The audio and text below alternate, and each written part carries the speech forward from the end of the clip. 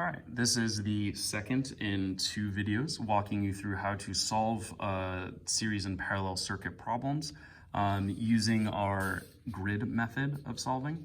Remember in the first video we talked about this mnemonic, sad children play video games, to remember that in series current is the same for each resistor and in parallel voltage is the same for each resistor. We also talked about how in series the resistance just adds up, and in parallel the resistance is a little bit more complicated because we're using this 1 over R1 plus 1 over R2 method. So we're going to go through how to solve a parallel version of this now. So the equation or the problem we're solving today is 2 resistors, R1 and R2, are in parallel and connected to a battery. The battery has a voltage of 8.0 volts, R1 is 12 ohms, R2 is 6.0 ohms. Draw a schematic of the circuit and calculate the equivalent resistance of the circuit. Then we're going to calculate the total current in the circuit. And then finally for part D, E, and F, we're going to calculate the current through R1, the current through R2, and the power dissipated in R2. All right, so let's go ahead and get started with this. First things first, let's go ahead and put all of our info into a nice schematic. So for part A, we're going to go ahead and draw our battery. And since these are in parallel, we know there's going to be 2 separate pathways. So I often like to stack them like this, where R1 is going to equal 12 ohms and R2 is going to equal 6.0 ohms. Okay, next we just connect them. So this is what it should look like. Okay. And then I can add in that the voltage of the battery is 8.0 volts. All right, let's set up our grid.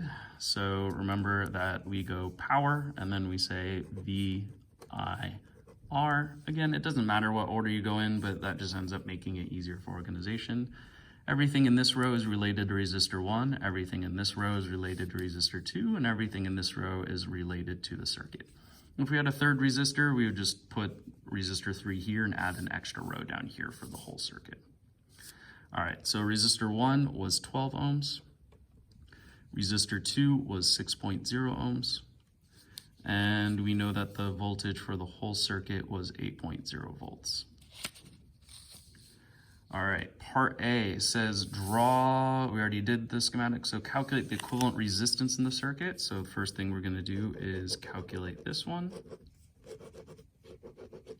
Next thing we're going to do is calculate the total current in the circuit. That's this one right here.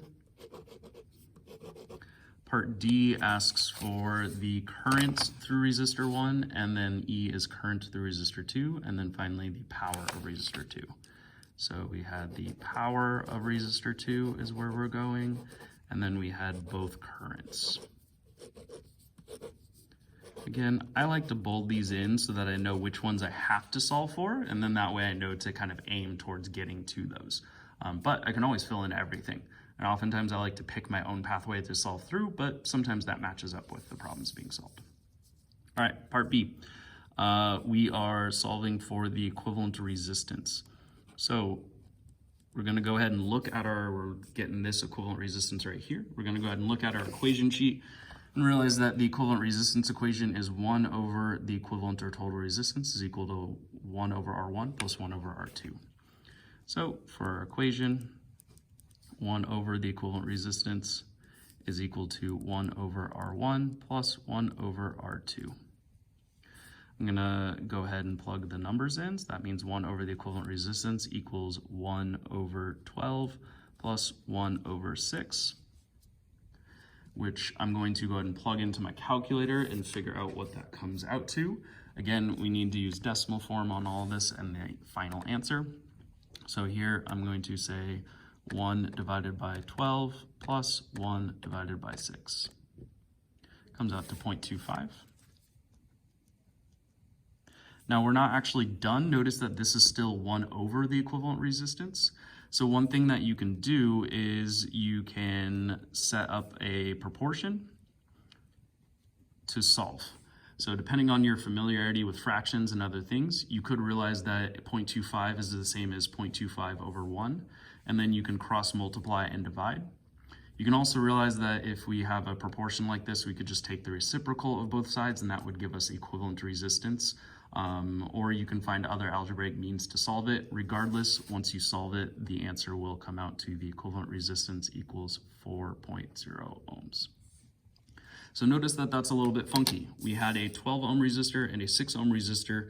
We combined them in parallel, but we actually get less resistance. That's because, remember, resistors in parallel, you're actually opening up a whole new pathway rather than just simply adding a resistor to an existing pathway. So that idea of opening up a new pathway actually decreases the overall resistance of the circuit. Namely, more electricity can flow because there's more pathways. Even if it's a really small or hard to get through pathway, it's still more electricity flowing than it was through the other ones. Also remember that each of these pathways behaves independently. Okay. All right, so next, part C, we're supposed to calculate the total current in the circuit. So for part C, I'm going to, since we have the resistance and the voltage, I can just plug into our normal equation of Ohm's law, V equals I times R. We're going to plug in 8.0 volts equals I times the resistance of 4.0 ohms. Divide both sides by 4.0 ohms. Those cancel. And that means that our current is going to equal 8 over 4, or 2.0 amps. So we're going to go ahead and plug that in. 2.0 amps goes right here. Now comes the moment. Do we get to fill up current, or is it something else that stays the same? So remember the mnemonic. All right, so hopefully you realized or remembered that voltage is the thing that stays the same. So what I'm going to do now is I'm going to go ahead and fill up all of those voltages so that I know that the voltage is the same in each of them because it's in parallel. And that's because each one is basically on its own loop with the battery. So all of the voltage or energy of the battery goes into this resistor for that loop. And for this loop, all of it goes into that resistor. There's no other place for it to go since it only hits one resistor on each loop. So now we are solving for the current in resistor number 1 and then current in resistor 2. So we're solving for these two things. We have voltage, we have resistance, so we're just going to use V equals I times R. So I'm going to go ahead and do that now. So for part D, we're using the equation V equals I times R. We go ahead and plug in 8.0 volts equals I times 12 ohms. Divide both sides by 12 ohms. And what we get is I equals 8 over 12, which happens to come out to, should be able to do this in the head, but I just want to double check it, 2/3 or 0.667. So we'll go ahead and report out 0.67 amps, 2 sig figs, since everything else had 2 sig figs. So that was our first current. Next, we'll solve again. So this time we'll go down here. And this is for part E. Part E, again, the equation is going to be V equals I times R because we are calculating the current through resistor number 2. So we're looking for this one right here. We have voltage, we have resistance, we're looking for current. So now we go ahead and plug in and we get that the voltage was 8.0 volts. Current is what we're looking for. The resistance is 6.0 ohms. Divide both sides by 6.0 ohms. And what we get is that current is going to be equal to 8 over 6, since those cancel, which happens to come out to 8 divided by 6 is 1.33 amps. So we go ahead and plug that in. And one thing to note here, it's a little messy with a little extra ink, is that these two things added up to this one right there. So we actually can see that the 0.67 and 0.33 with rounding error add up to 2.0 amps. So that's good to know that the thing that isn't staying the same between voltage and current actually just adds up. All right, last problem, we're supposed to solve for the power over here. So I'm gonna go ahead and do that now. So part F, we're solving for the power.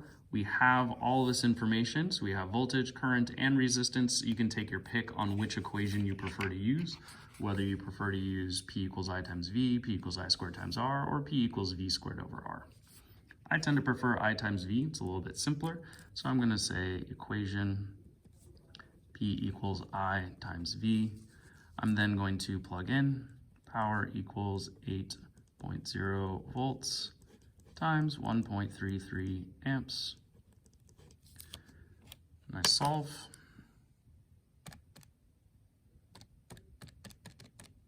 And I get 10.6.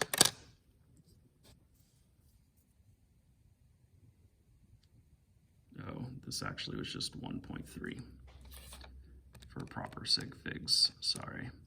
10.4. Now there's gonna be a little bit of rounding error on all of these, and that's fine. So answer 10.4 watts. Technically, it would just be 10 watts with 2 sig figs. I should actually go back and fix that. That's it for this one. Hope you had hope this helps. Again, feel free to reuse these videos, rewatch them, etc.